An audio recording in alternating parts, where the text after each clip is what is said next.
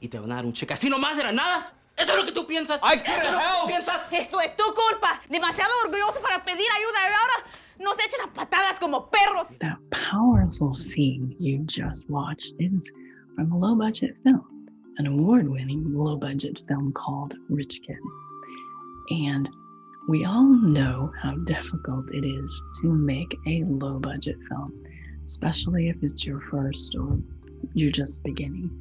So I asked Laura Summers, co-writer and director of Rich Kids, for her top low-budget filmmaking tricks or tips. Hey, I'm Tiggi Habanero, and I'm really glad that you're here. If you want more videos like this one, then subscribe to the channel. Before I did Rich Kids, I also was a filmmaker out there trying to, who had this great dream of making a film and, didn't have the financing or the access like a lot of people have in Hollywood. And, but I did make it happen. Well, and you did. Your resume is impressive. And Rich Kids wasn't your first film, so you made it happen. That's true. Yeah. Mm-hmm. I mean, thank you for saying my resume is impressive. It is. I worked for a lot of other people, but really what I wanted to do was work for myself and to make a film that had my vision and told my story. And I think a lot of filmmakers really want to do that. And that's the best way that you can, break in as a director.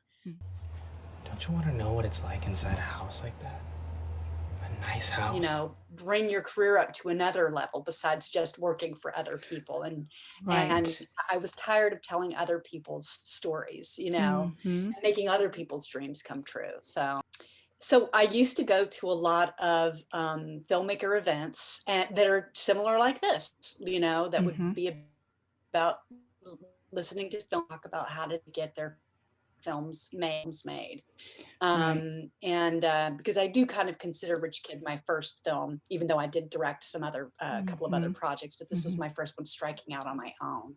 Right. And the three things that they talked about a lot that I always would hear was to tell a story that's authentic to you, to set the story in locations that are free to you, and to cultivate your fan base from your friends and your family, because they will carry you through the entire process. That a lot of times I think when filmmakers start out, we think that we need to tell stories that Hollywood wants, right? Yes. And we want to tell stories that are like, aliens coming down or, right. some kind of crazy murder mystery in a detective story or something like that. And the truth of the matter is that there's a million stories like that out there. Yes. And, there's a lot of people that are already far ahead of us in the game. They're already telling those stories. Hollywood isn't looking for that. When they're looking for new filmmakers coming up, they're looking for new stories, for fresh ideas, for a different perspective. And I think now more than ever, we're seeing that there are doors that are opening for more opportunities, for more perspectives. I think audiences have proven that they're hungry for stories that are outside of comic book genres and crime genres. They want to see stories about people in the middle of California and New York City. You know what I mean? Like, because there's a lot of amazing stories to tell. That kind of leads me to my next thing, which is to set the story in locations that are free to you. So you just watched Laura Summers' low-budget filmmaking tip. And if you want more of the interview and more of her tips, be sure that you check out the rest of the parts of this video.